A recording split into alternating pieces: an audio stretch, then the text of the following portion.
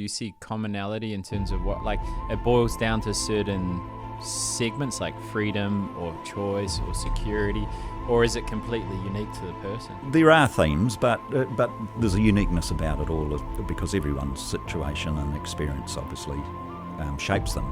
My point of difference over the years is starting to disappear here. Oh, writing, yeah. Writing. Yeah, I was taught how to write in the 80s because I was doing reports for, financing of assets, etc. So I learned how to write. And so when I started in this industry and started writing advice, and I saw advisors around me who'd never had to do that before, they'd just basically put the application in front of you and say, here, right, sign that. $100,000 a life should do you, and a little bit of trauma. That was the way it was done, right? Now they having to write it. And they would write what I called a stream of consciousness. And you'd read their advice and go, oh my God. So, first ever podcast, mate. So just set the scene. I always like just starting off with like what people do. Yep. So how would you describe your current occupation? Like, what do you do for the world, you know? That's a good question. I tend to answer that when people ask me rather glibly that I sit down and drink a lot of coffee and talk to people. That's effectively the be-all and end-all of being a financial advisor. It's all about discussions, relationships. What have you learnt, like, in terms of what's important about money to people, do you find? Like, because we usually ask them their values, like freedom, security, choice is what we found. Did you find sort of when you talk to people about their money, like, what is important about money to them? Yeah, it's a really good question to even phrase it that way to them when they first sit down with you in some way, to ask them that, what is important about money to you? And it's a good question because no one's probably ever asked them that. And so you get quite an interesting reaction from people because particularly, a lot of financial advice is done with husband and wife or partners, I guess, to be more... there you go. Yeah. Thank you. Same-sex social marriages. media. Good, there you go. Nothing controversial here to see. No, but if you sit down with them and then you ask that question, and generally they'll start looking at each other and fidgeting a little bit because they haven't had a discussion at that level. You just, money is important. It comes in, it pays bills. But then quickly people start to think, well, what does it mean for me that's important in my life? And the skill of a financial advisor, I think, is to help them with that discussion or conversation, to draw them out, because they might start to struggle a little bit because the obvious ones are, I'd like to retire. I'd like to retire at age 55 or 60. And it's like, why? Why is that important? And you can actually just keep asking that question to the degree where you actually are starting to get some real value or treasure out of these people. They're telling you things that they probably hadn't really consciously known about themselves. Is it like themes? Like, do you see commonality in terms of what, like, it boils down to certain segments like freedom or choice or security, or is it completely unique to the person? There are themes, but there's a uniqueness about it all because everyone's situation and experience obviously shapes them. But a lot of people that I deal with are basically family people. So yeah, security comes into it obviously. But most of my planning that I do for people is around retirement. So they're looking mainly for to be secure in the knowledge that they're not going to fall off the edge of the world when they retire. I know I've got this lump sum or whatever, bunch of assets, but is it enough? That's the theme that actually comes through. Is it enough? And then the next one is, how can I be confident to spend it? And will I have enough at the end of life? And then another common theme is they start to get mixed up around, well, we've got the kids and we'd like to ensure the kids are okay. And so that's where you come back to, well, what's important here? What's your priority? Is it your kids, leaving everything for your kids, or is there a priority that actually we need to enjoy life through this last period of our life, and therefore the kids are important, but they're not necessarily the priority? And there are differences there. I mean, I've had people sit there and just look me in the eye and say, no, everything I've built in this world is for the benefit of my children, and I want to make sure that there's a big stash of cash there for them at the end. And I'm like, right, okay. Whereas others are like, my mother's a good example. She always told me, the last dollar will be spent burying me, Dave, so there's probably very little left for you. Was that a motivation for you? Like, I always find it interesting what leads a person down the journey. So my theory is that the most fulfilling thing you can do is to help a version of yourself in the world. So it's like solving a problem you've witnessed or experienced in others.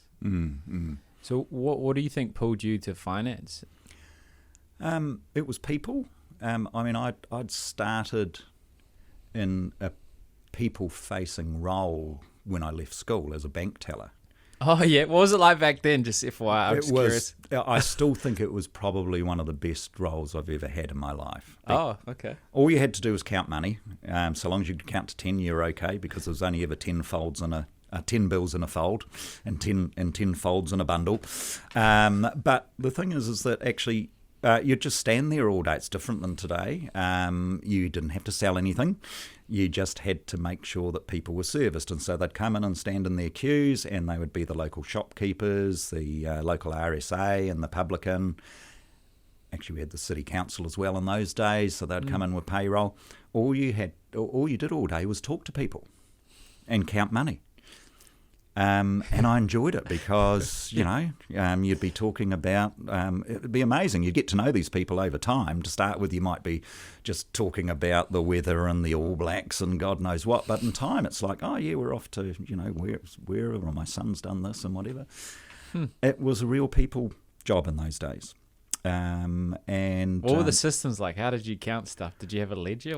I just find that stuff quite interesting. It is interesting. It's the days before we had computers on desks. I'm showing my age now, aren't I? Yeah, please do. So you physically counted the cash. I reckon I could still probably do it as fast as I did then. It was easy. You just so you had your little counter and you had your little sponge, and off you went. And then you just had a couple of they were paper-based accounting chits, really. So you'd have, $10,000 in, and then you'd write $10,000 out. And so you'd just put those with the bundle of cash would go there, those would go over there, and there'd be a little what we called a micro-encoding room sitting behind the tellers, and these little little people, the newbies would come running out from there, and they'd grab all these entries and they'd go in there, and they had these what we called micro-encoding machines.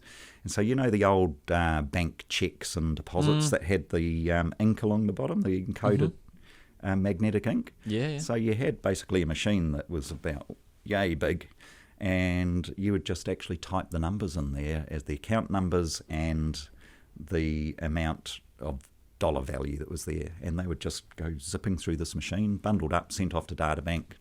Next day, these big, long reports would come out, and there'd be people in another division that would be reconciling everything. Oh, reconcile. I was going to say, there's so much potential for error. Oh, yeah. Oh, no, well, I had a full-time job at one point prior to being a teller where I'd just spend the whole week just going through, reconciling, this batch of numbers doesn't match what the balance of that is. And so you just go line by line. It was very manual.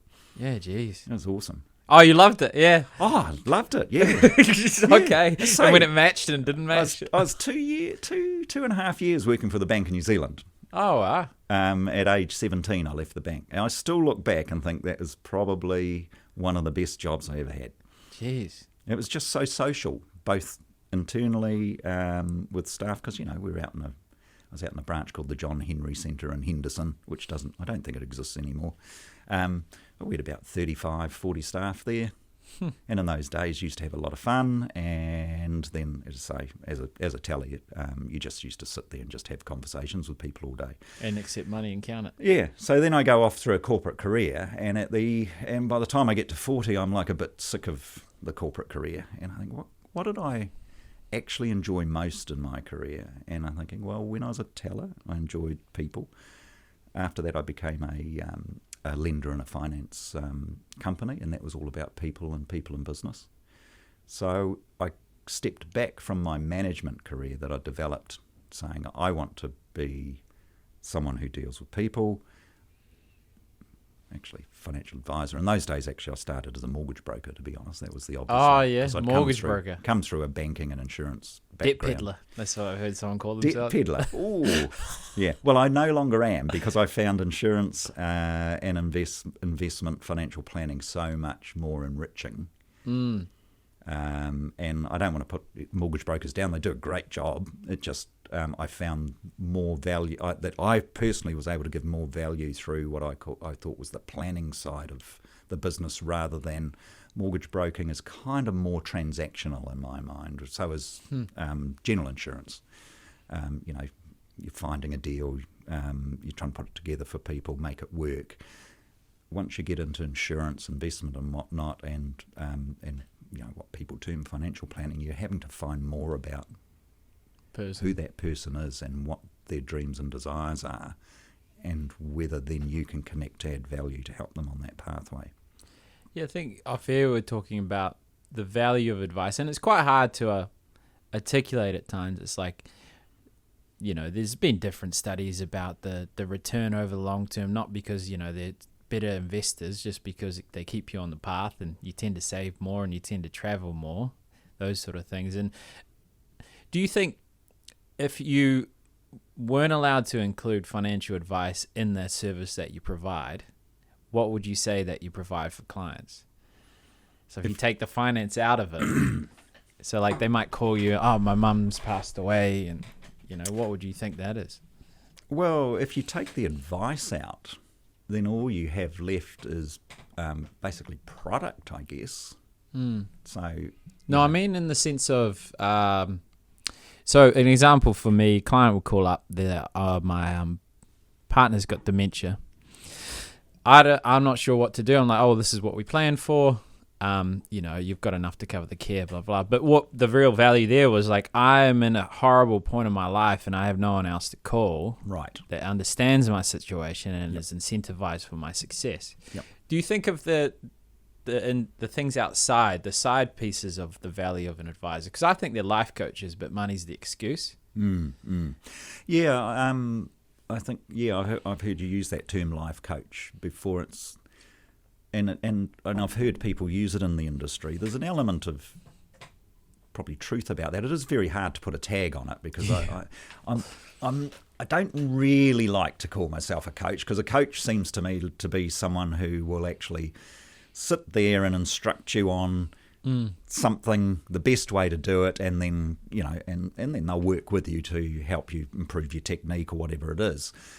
I like to think I set people on a pathway and give them the confidence to be able to make decisions, and therefore they're coming back to you really to confirm that they're still or reconfirm they're still on the right path, they're making the right decision, or when they come to a crossroads and they may be hearing some other information or voices from somewhere out in the ether, and they're coming back to you and say, well, either I'm not making sense of this, or this is what I think. What do you think? So this is kind of that trusted advisor concept, where you're someone that they have faith in, that when they come back and sit down to talk to you, that you will give it to them straight, and you'll give them some sensible and logical advice or context around something they're looking at, and they feel confident that you're not going to try and sell them something at that point. And so that's the bit of our trade where we probably don't charge for it, because that's the relationship bit, and that you get very close to people. And so I can a client can come to me, or you can come to me and ask me to do something. It might be to work out how long my money is going to last in retirement, or how much I need to save to get to where I want to. That's there's advice around that. There's work that I need to do, and so that's chargeable. But then you sit there and ring me 2 years later. Oh, my husband's got dementia. We're putting him in here.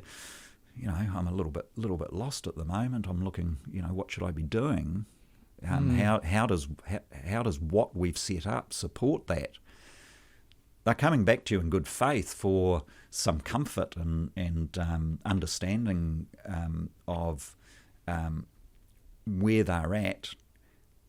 They probably sense that you've faced this situation or something similar with clients before, so you have some value to give them. You might sit there for half an hour. You might even go and visit them and have a coffee, or they'll come and see you. Are you going to charge them for that conversation? No. Maybe we should. I've got an interesting anecdote from many years ago, sitting in front of a solicitor that actually had a wonderful way of charging for time. Oh yeah, what was? It was just one of the I was very young, and it just struck me as, oh my God, I can't believe he's just done that. But we were basically a boss and myself were sitting in front of a solicitor. We were looking at maybe setting up some kind of referral situation in those days when I was in the finance company. And in the midst of the conversation, we're sitting there like this, and his phone rings, and it's got, and this is old style 1980s stuff, so the little lights come up, and he goes, oh, excuse me, click, and then he immediately presses another button, click, and onto the speaker he goes, excuse me guys, better take this, Mrs. Smith. So anyway, he spends 10 minutes asking after her family and how is she, etc. And in the end, what was it that you were wanting from me? Oh, I was just chasing up on that letter that you were going to send to me. She says, oh yeah, no, that's with the secretary. It'll be out next week. Cool, thank you. Click. Presses the button. Out comes a little ticker tape. Rips it off, puts it there. And I'm like, what's that? He says, oh, I'm just charging for my time. He'd spent 10 minutes actually asking her about how she was and her family and how her holiday was.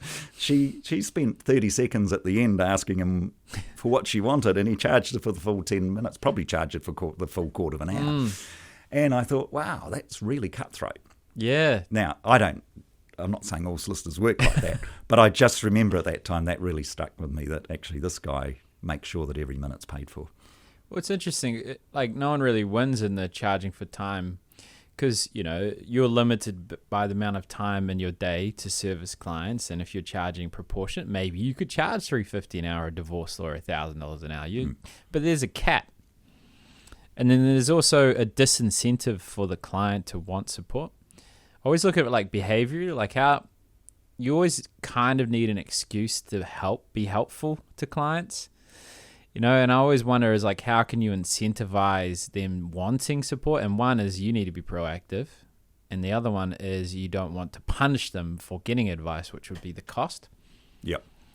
So what have you found is quite helpful in, one, people seeing value in the advice, and also two, actually wanting more advice? Well, I think that's just basically being yourself. At the end of the day, you bring your own sense of self and values to the table, your own personality. I became an authorised financial advisor in 2009 or 2010 when the first set of regs came through. One of the things that was controversial at that stage is that suddenly you had to disclose how you earned money by having this conversation with people, and of course people were very nervous about that around disclosure of commissions and life insurances and asset under management charges or investment management fees on the investment side. It never seemed to be a difficult conversation because, for me, and never has been, because actually when you sit down for the first time with someone, you create an impression with someone, and at the end of it they go, this guy understands me, I actually quite like him, or they might have an opposite view. At that point, you're able, I can sit down for someone who's come to see me for, whether it's half an hour, hopefully an hour or so, have a conversation with them, find out about them. At the end of it, go, this is what I can do for you. This is how much I'll charge. Or this is where I may earn the money in some other form, if it's a commission, if there's some life insurance involved or something like that. That's how we get paid. I've never had anyone question if they want to work with me. I've never had anyone question or even try to negotiate a fee or a commission rebate or whatever. They're just like, oh, sweet. This guy's got something to offer me. That's what it costs. And so the difficulty I think we have, probably my generation of advisors particularly, is actually are we charging full value for what we do? Because for many, I came into the industry around a time when it was transitioning really. They called themselves financial advisors, but they were insurance advisors. And then you had the investment advisors. They were, and then there's guys in the middle that kind of did a little bit of the both. But I kind of looked and thought a lot of these guys are salespeople. If I go back, I started 2000. And that didn't mean they were doing a bad thing, but they were selling more than they were advising. But they had a moniker called calling themselves a financial advisor, and to me, I'm like, well, an advisor's giving advice, surely. And in order to give advice, you want to give something to people, and some of that's going to be chargeable, and some of it isn't. You just have to accept that. Yeah, we Did that answer the question? I'm not yeah, sure. no, I think it did. I was just thinking as well, so I was one of those people in funeral insurance. I got this job. Oh yes, yeah. Way back when, and they're like, you can call yourself an advisor. What do you mean I can call myself an advisor? Yeah, just pay the $500, do some compliance thing, which took me an hour. And now I'm an advisor, so I call people up. I'm a registered financial advisor from such and such. And I didn't give advice. I just asked them, what do you want? And they're like, oh, this. And then I did a pitch. Yep. And we were signing up like 13 people a week. I don't know the advice I was giving. I don't know what was right for them. I try to do it ethically. Yes. You just come in there and they just tell you that you got to do this. And now all of a sudden, it's tricky as well for advising firms now. Because that model, it's hard to bring someone in just to sell insurance and to keep them motivated and to keep them going and then to attract people. Now it takes, we're talking off here, like maybe 8 months to get a qualification to now give advice. Yep. So the standard of advice is good. Yes. But then you're comparing them to the experience of me just flogging calls, just feel like, hey, buy this. But, that model in my mind is perfectly fine if that's what people understood that they were buying into. Yeah. There's nothing inherently wrong in my mind with someone walking into a bank branch and being sold whatever it is, a term deposit or whatever, on a transactional basis. I mean, you're coming in and asking for it. In the modern world, when people are calling themselves financial advisors, there's more regulation around what we should be doing, and there's the code, and there's all the ethics and the moral standards around that, which are great. But equally, there must be a place in the industry somewhere for pure transactional business, where someone just goes in and says, "I've got $100,000 here, Mr. Banker. Give me the best 12-month rate you can give me." Do they have to write a statement of advice for that? I don't work for banks. I don't know how they work, but it would seem to me that that's a lot of work for what's a pretty simple transaction. Yeah, there's some grey areas. So qualifying financial entity, they call themselves. Yep. So what you're enabled to do is you're this big bank. You have a lower bar of competency for the people that come in. Yep. As long as you stay within these boundaries of the advice that you give. Yeah. But it's a very hard model. So I come from the perspective of young advisor comes in, not getting paid too much, but then taking years to accumulate something that compensates, how little business I had initially. Yep. So I come from, you're not paying me much.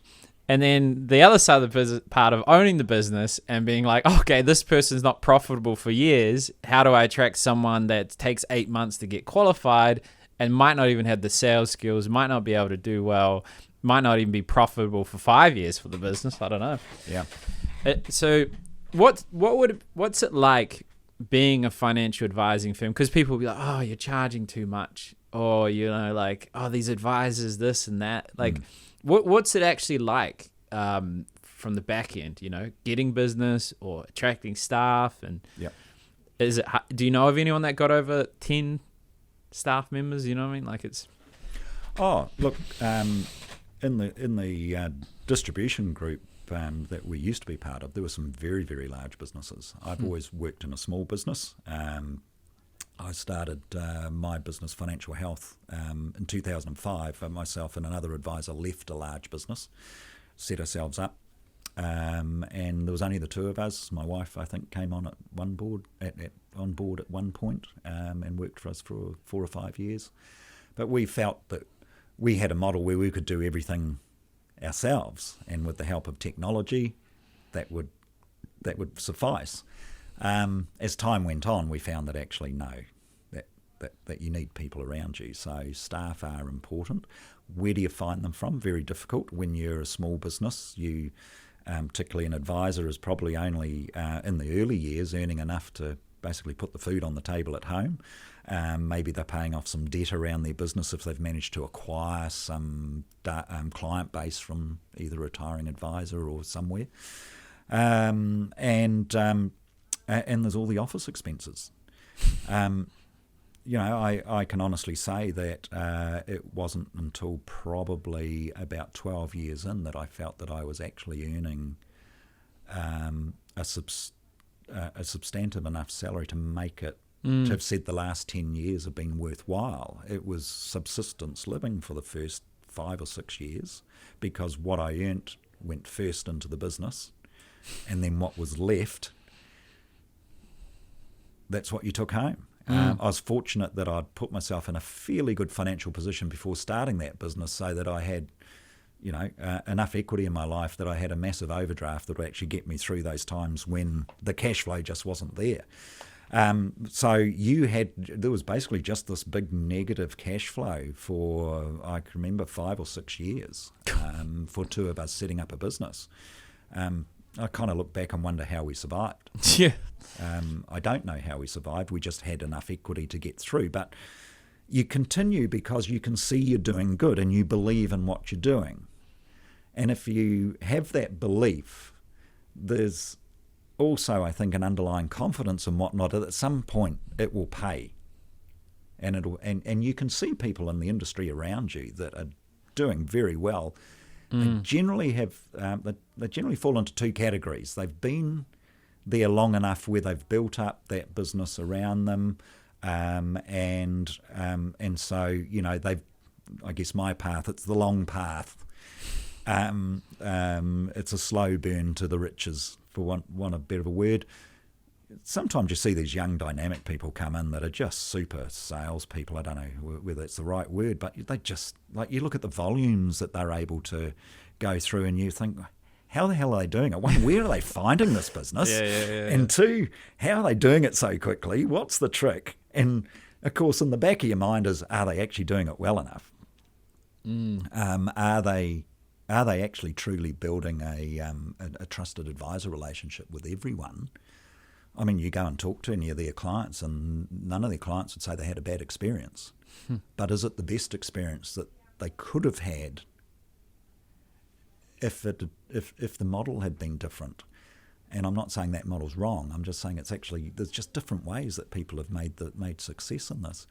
Right now, we're a medium-sized business at Accelerate. 3 partners, equal partners, myself, Jared and Scott.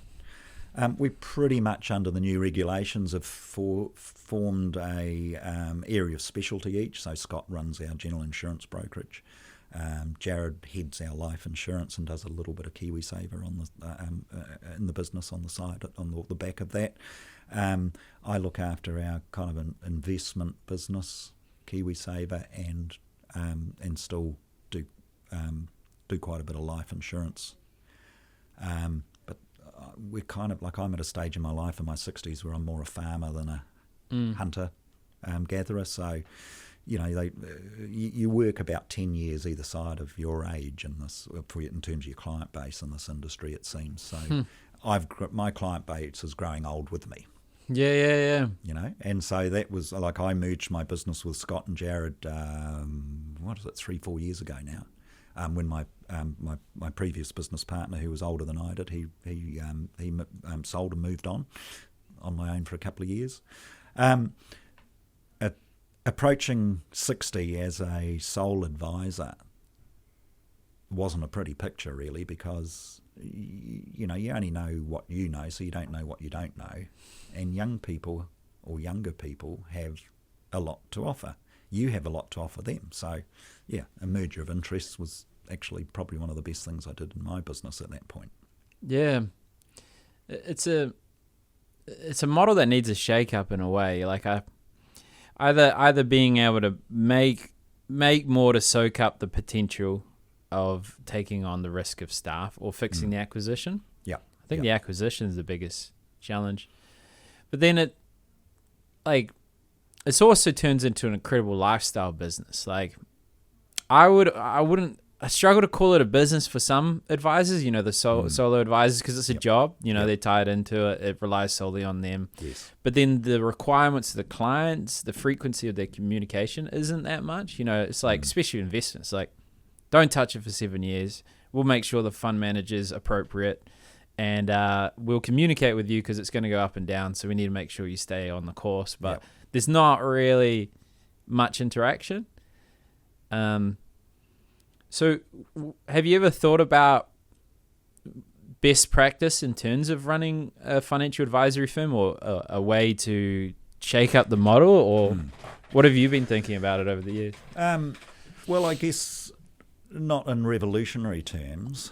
Certainly since I've joined Scott and Jared, we've been looking more and more at how the technology in our space can help us and help our staff. And that is with a very firm notion in mind that we provide the most benefit to our clients when we're in contact with them. And with the best will in the world, what the regulations did from 2010 onwards, for those of us who went down the path of authorised financial advisors, etc., is actually it forced us away from our clients into this morass of paperwork. And it was all with the best intentions, etc. But you just spent so much time researching and crafting advice, and then doing all the administration afterwards to make sure everything's perfect for when whoever it is comes in to do an audit. That really, if I look over that 10 years, we just saw fewer and fewer clients, because you've only got so much time in the day. And so as we were approaching the new regime, which was going to bring everybody under that, there wasn't too much different there for us in terms of having to relearn the business. It was actually the regulators getting more serious about the amount of time you need to be spending in front of your client, because they for whatever reason perceive that you're not doing that enough. So our question in terms of our business was, well, how do we do that? And so, we've moved away in the last year from a distribution group into another distribution group, now on our own, because our feeling, and it won't be the same for everyone, but when you're in a large grouping, it's harder to make change fast, because the change has to be debated throughout the whole national organisation, and somebody somewhere is being paid a large salary to slow it down and research everything. So the revolution for us is we want it to be nimble. If the three of us have been in business long enough, I've been 20 years, Jared's been 30 odd years. He started as a very young man in business. Scott's been at least 15 or 20. We know our business. We know what we want to provide. We don't have to rely on some bureaucratic person in a head office somewhere to actually think about the ideas that we're having. So the revolution for us is yep, we're on our own. Then we need some good partners. So, a CRM, customer relationship management system in New Zealand is absolutely integral to running your business efficiently. But there was none in New Zealand until recent times that really helped you. They were just databases. It's like, if you want to dump name and address and a few notes, here you go. Yeah, and we'll charge you a fortune for it. And then you sit there and say, well, how are you going to help me craft my advice and deliver it? Oh, well, that's a good question. But we researched and have found a CRM which we think helps. We've been using that for 9 months now, and that's it hasn't quite revolutionised what we've done, but it has actually meant that we work more with our clients and less in the system, in the weeds. Yeah, because it's a system that's been developed in New Zealand by New Zealanders for advisors in New Zealand, whereas a lot of our systems in the past have been kind of, Australia's the big, pond. We'll just actually take their system, and it only works about 60% effectively in New Zealand. Is it Trail, or what? Do you mind? Give them a plug. No, the Advisor Platform. The Advisor Platform is who we looked at Trail, and that is equally good. Okay. What do you like about it? Because the reason I asked that software I use is Go High Level, but it allows you to create templated customization, and give the CRM to advisors for free. So right. I'd take on the cost. Yep. So it'd actually be cool to work out what makes it good, so I could build it. But so up to you if you want to answer. But what do you like about, or what was missing from the ones that you had? Well, TAP, the Advisor Platform, shortened to TAP, have built their platform around the advice process. Oh yeah. So it begins and starts with the advice process. And so you bring a new client on, or you're reviewing an existing client. There's basically a system advice in there, step by step, which allows you to follow that in a logical manner and collect the information that you're required to, and also ensure that at the end of that process, all the documentation that should be there is there, and the record is there. And as a result, it actually the client record builds from the advice process, whereas in the past, like we use, don't mind because we've still got it there. It's a legacy system. We've got Xplan, which was an industry standard. It was, yeah. That actually always felt to me like it was the other way around. It was like you put a whole lot of information in about your client. Now try and make sense of it and actually build an advice process from that. And it was better than nothing. I mean, we built a business on that, but actually it just wasn't focused enough in terms of what we needed in New Zealand. And so being able to actually just pick up a phone call and actually start talking to a client and be able to immediately commence an advice process, even if it's only getting to the point where you're having that conversation and getting a scope of service out to them from your CRM, and the information that you've collected is just very easily input. Bang. At that point, when you're coming to sit down and have a full fact-find meeting or with a client, you're already on the road to success. And so it's actually helping. It is a templated process, I guess, but it's not locking you into a one-size-fits-all. It's actually ensuring that an advisor will come in and follow a logical, stepped process through the provision of advice, allowing him or her enough room to be able to personalise it, and then come out the other end not having to worry that the regulator is going to have some problems with you at some point, because basically you've ticked all the boxes. And it gives you the opportunity to go, well, I'm not ticking this box because, because there's always, nothing is ever the same. So, I haven't done this because, I don't know, the advice process stopped, the person decided they didn't want to work with me anymore, or something else has happened. Interesting. Yeah. So it's flexibility in the system that's required. Yeah. It then follows the framework of what's expected of advisors. Yeah. So I think that, to me, that's what I liked about it. It started at that point of, you've got a client sitting in front of you, let's go. As opposed to, let's just collect a whole lot of information and hope that we get the right stuff, and then we can turn around and start thinking about asking the questions that we should be asking, or thinking about what we should be thinking. Yeah. You can see the pain of your experience coming through there. Oh, yeah. I could tell you a story. It was prior to X-Plan. There was when I first started, there was a software program called Pro Planner, which was the early precursor to X-Plan, very similar. But I was sent to Australia to train as a financial advisor for a couple of weeks. We were part of the AMP in those days, so we're part of the AMP distributorship, and they were very good on training. So we go over there and they teach us, here's Pro Planner, and this is how you conduct an interview with a client. Oh, okay, that's pretty cool. You must do it that way. So first week back in New Zealand, get a nice appointment with a family out in South Auckland. Drove out there 7 o'clock at night, of course. Sit down. Right, I'm going to open this up and I'm going to ask you a whole lot of questions. And that's hour and a half later. I've got all the information I need off them, but I don't know a damn thing about them in terms of their needs and their wishes and their goals, etc. Because all it is how much is your house worth? What are your kids' names? Oh, no. It was a terrible process. So I used it once and decided I'm not going to actually use that ever again. Nah, that'd be horrific. Hey, I don't care about what you actually want to achieve. I just want to know how much money you have. Yeah. Give me. It seemed to be this, like, if I collect all the information I know about you, somehow I'll work out that I can do something for you. Yeah.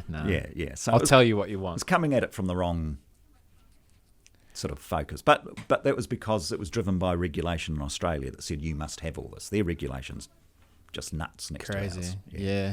The qualifications. It's not about the client there. It's about, well, that's probably not true, but everything I see out of Australia seems to be about having the right paperwork. The New Zealand regulation actually talks about, does your client understand what you've just advised them to do? Which makes sense. It's just hard to prove. I don't quite know how we're ever going to prove it. Hopefully. 2 blinks. Yeah. It's like, do a test. Yeah, here's $100 bill. Just tell them that you understand. I don't know. I don't quite know how they will actually demonstrate that, but yeah, it makes you, at least having articulated that, it makes you sit upright as an advisor when you're finally giving that advice and looking at someone and their age, stage, and situation and going, actually, is he looking back at me with a sense of understanding, or is he looking at me like I'm some kind of bloody guru here who's just actually knows this wonderful science and he's just going to place his faith in me and go for the ride, in which case the alarm bells are ringing, or is he actually going, I get this, Dave, this is bloody good. Yeah, we're in this together. Yeah. So it's a partnership, isn't it? Where I want advice to go, because the challenge I see is, then that's why I exited, basically, because I was like, this model's broken at the moment, and I'm limited by how many people I can reach. Yeah. But so if we can fix the acquisition model, the attraction of staff in a profitable way, and then the next one is, how do you deliver advice efficiently and effectively? And where I want to see it go is, like, there's a new thing called Zoom AI Companion, and it got me thinking about what's possible. So Zoom, just the video conference thing. AI Companion is just an AI interprets what's going on in the meeting, and it sends you certain prompts, summaries. Someone can come in late to the meeting and say what's happened, and it'll tell it, it's done this and done that.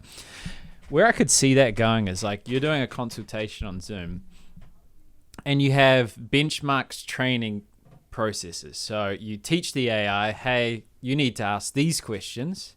And you might get 30 minutes in, you're like, hey, normally best practice of these advisors from the starter is they would have asked about during a powers of attorney right now, or wills, have you checked that? Or they just mentioned that their sister is in a relationship and they're part owner of this house that you're just buying into. You might want to talk about the potential risk of relationship property if they would break up and the impact of your share in that house. And then after the actual Zoom consultation, the transcript's pulled from it, which is just notes, Yep. pretty clean notes, 99% accurate, and then takes that and generates the draft of a statement of advice and calculations and 4 different scenarios of what they could do. And then what the advisor does is really just asking the right questions, helping give them peace of mind, and then their focus is being in front of clients. That's where I think it could go. Yeah, sign me up, mate. I'll let you know. Yeah, I might be able to play more golf if you do that, mate. Look, that would be great because, we do a lot of advice in the modern world via the Zooms and the Teams. Yeah. We use Microsoft Teams, but it's all the same. And if there was a smart bit of software off the back of that that's helping you assimilate that, because I'm very much a paper-based person. I don't know whether it's my generation or whatever, but if I'm having a Zoom meeting with someone and they're giving me information about themselves, whether it's actually soft information or hard, I'm making notes.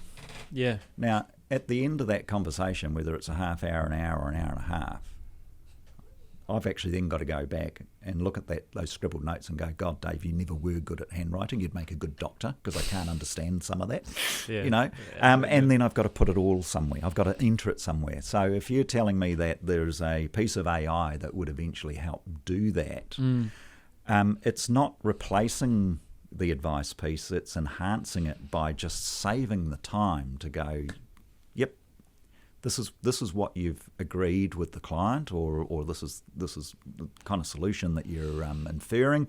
Here's some options now, Mr. Advisor, make some sense of this. It's probably just saved me half an hour to 40 minutes of actually just typing notes and all sorts of rubbish in there. Yeah. AI, we're dabbling with it in our business.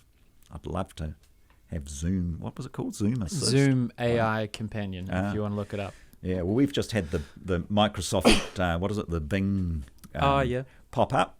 And so, we've got that down the side of the screen there. It's like, oh, okay. The other day I was just, out of interest, out of these KiwiSaver providers, tell me what the best 5-year return is on their balanced growth and whatever fund. 10 seconds later, it's there. Yeah, it's crazy, yeah. It's like, I'm going to go and check that. Yeah. Go and check it. Bloody hell, that's bang on. Now, that would save, how long would it take me to go and Google, say, 5 or 6 of those to go and find that information to plug into an advice process? AI is great. It's really, I think it's really helping. I'm looking at our young staff as well and thinking, my point of difference over the years is starting to disappear here. Oh, writing, yeah. Writing. Yeah, I was taught how to write in the 80s because I was doing reports for, financing of assets, etc. So I learnt how to write. And so when I started in this industry and started writing advice, and I saw advisors around me who'd never had to do that before, they'd just basically put the application in front of you and said, here, Ryan, sign that. 100 grand a life should do you and a little bit of trauma. That was the way it was done, right? Now they're having to write it. And they would write what I called a stream of consciousness. And you'd read their advice and go, oh my God, really? And I think, well, at least my advice is something that I've crafted and I understand how to present. Now these kids write their stream of consciousness, go into chat GPT, make it better, and it comes out and I go, bloody hell, that is crazy. Just awesome. It's a great tool.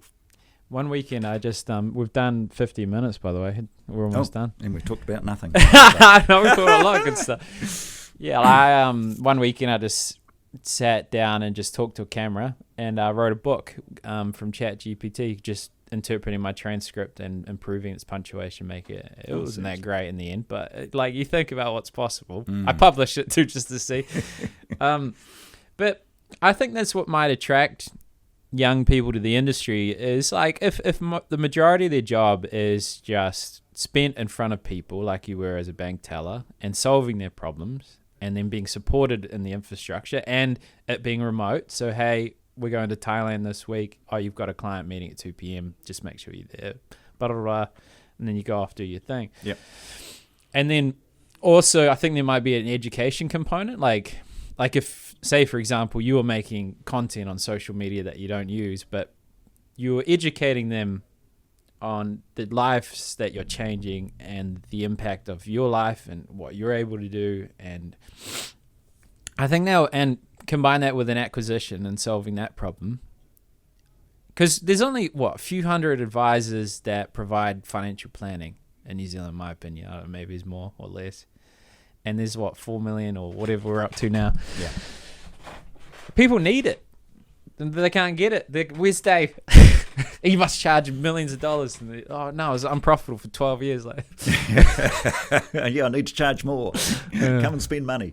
Yeah, no, look, I agree. I mean, it's there are many financial advisors throughout New Zealand, and they all specialise in different things, and people need to be careful because it's a generic term, but the regulators force that upon us. Everybody who is registered as a financial advisor now has to use the term financial advisor.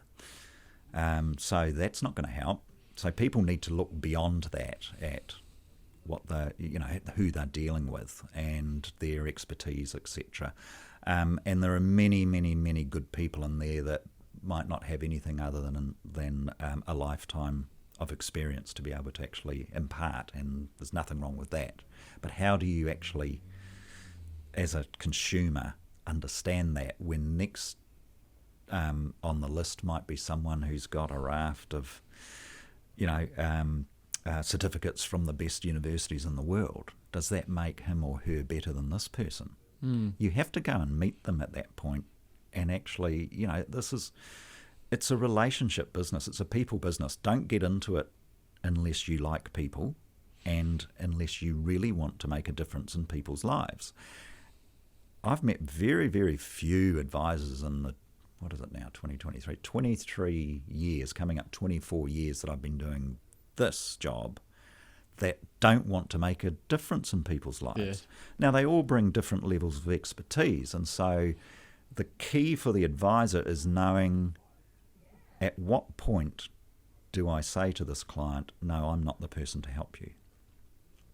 And to me, that's always been the most important question on my mind when I first meet a client and I get to the end of that first meeting. I'm going to tell them, this is what I can do for you, and this is how the remuneration might run. Or, look, I'm sorry, actually, you're talking to the wrong person.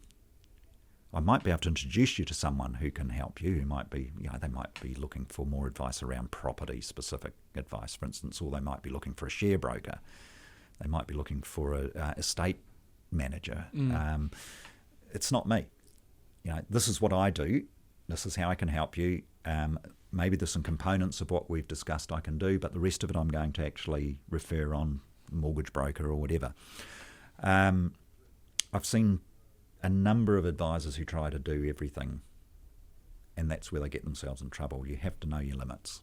I know we're sitting in an office here of a guy who's got who's a very experienced advisor, and I would never try to touch on the part of the industry that someone like that is working in. He's working in a completely different field to me. He's doing the same stuff, but it's just at a different level with people with probably different needs that I'm not really geared towards helping. So, you have to know where you are at your place in the industry and who you're trying to do and where you're most effective. Okay, I see sales as caring more about them than they care about themselves. Yeah. And then also helping them make decisions, and that decision could be no. Yes. Your job isn't to sell. Correct. And that's been a very hard model for people to make money out of in New Zealand, because, when I first came into the industry, the only way you could get paid is to sell something off the back of your advice. Yeah. So there's a huge conflict there. I mean, it was quite funny when I first started. I almost quit the industry because one of the first things that confronted me is, say we were working in the AMP distribution network. Everyone was called a financial advisor, but everyone was rated on the sales ladder. Yeah, number one in the world, number one in New Zealand is, Bob Smith. God, he's wonderful. He's sold I don't know, millions of dollars of API, the shares, the best since sliced bread. And I'd sit there and go, really, is that how you're judging me on how much insurance I can sell? And yes, they were, because at the end of the day, AMP just had to make money. But I came into this, and many others like me, because we wanted to give advice. And it's taken the best part of the last 20 years with the help of regulation and advance in society's understanding around these things, I think, for people like me to be able to make a living giving advice. We don't make anywhere near as much money as some of the guys when I came in 2000 that had sold, for want of a better word, kind of peddling basic investment policies and life policies. That, some of the numbers that they told me about their remuneration in the 80s and 90s was just like, stupid. Really? It was just, it was stupid. It was stupid. There's just no way you can make money like that now. I mean, the only reason they were making that money was off the back of the poor punter, because they were being sold products which had huge commission flows and whatnot in them, that there was no way these they had a hope in hell of actually ever making money out of these products that had been sold to them, because they were just so front-end loaded with costs. I scratch my head and I look at it and go, wow, I can see why the regulators around the world come for us. I can see where they come from, because 20 years ago I could see it, and we were coming off the back end of that. I mean, it was getting hard at those days. A lot of those guys were like, oh no, it's all too hard now. Right advice. Never had to do that. Yeah. Well, I don't know how many you've called now. Probably everyone in Auckland, give or take. That, not the same business twice. And there's so many just exiting, just purely because, it's too hard. And I'm like, if you're leaving now, like, and there was already a limit of people that was accessible to advice, I was like, it's going to be a problem. The shame of that is that they've jumped to that conclusion, because I don't think it is too hard. It's just there's a little bit more discipline involved, but that's not hard. That's actually just life. Yeah. There's no free lunch, is there, mate? No. If there was, we'd all be doing it. We'd have found it and we'd all be doing it. Well, it's crazy how low the bar. So, for example, to use podcasting example, if you had a guess, so someone starts a podcast, they're all excited. What percentage of people give up by the third episode? So you've done one, and let's say you started the podcast and you do 3 more. What percentage of people do you think have quit by then? Oh, I don't know. I guess if you followed something like Pareto's principle, 80% have dropped off. Good guess. So 90% gone. Yeah. And then by the 27th episode, you're down to only 1% left. Yeah. And that's the competition, huh? Isn't that interesting? So consistently doing the same thing. Yeah, and so maybe that's why I'm here today, because for some reason over 23 years I've consistently done the same thing and I'm still doing it. It's the longest I've ever stuck at any particular vocation. I mean, I've always been in the banking, finance or insurance world, but it's the longest I've done the one thing. And I can honestly say that it's because it's probably been the most fun ride I've ever had, not without its stresses, but I mean fun in terms of it's a great industry to work in, because you do go home at night knowing that you've made a difference for people. And so it's not just going home at night and going, yes, I made $10,000 today or whatever it was, because, yeah, okay, that might feel nice when you do it, but that's not what drives people in this industry, not the people who survive long term. Oh, it's huge. I remember stories Greg would tell me about, like this lady, she was made redundant. She was unsure of what she was going to do. He did a financial plan like 20 years ago. And he's like, oh, yeah, no, you're fine. You don't have to work. You can work 10 hours a week and you'll be fine. And 20 years later, she's still working to it, 10 hours. Or I've been talking a lot of insurance. Like, I didn't know much about insurance. And I was kind of in the camp of, I don't want to insure myself. Like, what's going to happen? You're that young, sort of invincible. And then just hearing, someone 23 testicular cancer, or some family, one of the guy who was flying a plane and he just flew out into the sea and deliberately crashed, suicide. Yeah. And that left the family, I think it was something like $900,000 mortgage. Ouch. And he was the income. So it's just gone. But then because he had life insurance, they were fine. Yep. So what do you think drives you? And the last two questions. So what are you most proud of throughout your career, or stories that impacted you the most? Well, probably what I'm most proud of is, in a global sense, is that there's a business there with a whole lot of clients in there that know me, trust me, and keep coming back to me. And so that tells me that I have actually achieved for them what I've been wanting to, and that is to add value to their lives. In terms of individual stories, you mean? Insurance, it's funny actually, the first 5 years that I was in this trade and started to write insurance, I could see, so I started as a mortgage broker, and there were insurance guys around me, and I got accredited in insurance, and I felt that there was a role for people to do it properly rather than just selling it, advising on it and putting it in properly. But I'll have to say that after the first 5 years, I started to doubt myself, and the reason for that is that I'd never had any claims. And I'd sit there and go, am I selling people something they don't need? Not long after that, the first trauma claim came in. And, that was a lady, breast cancer. You never forget your first claim. She was only in her late 30s, mortgage, basically a professional person, independent.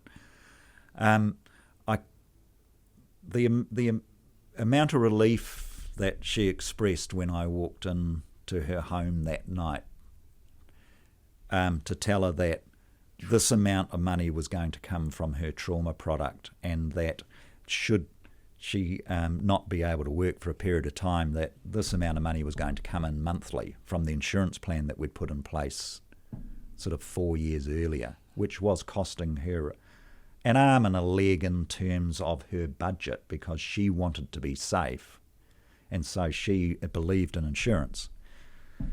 At that point, there was absolutely no doubt in my mind that I was doing the right thing by all these people, because she went through a surgery successfully.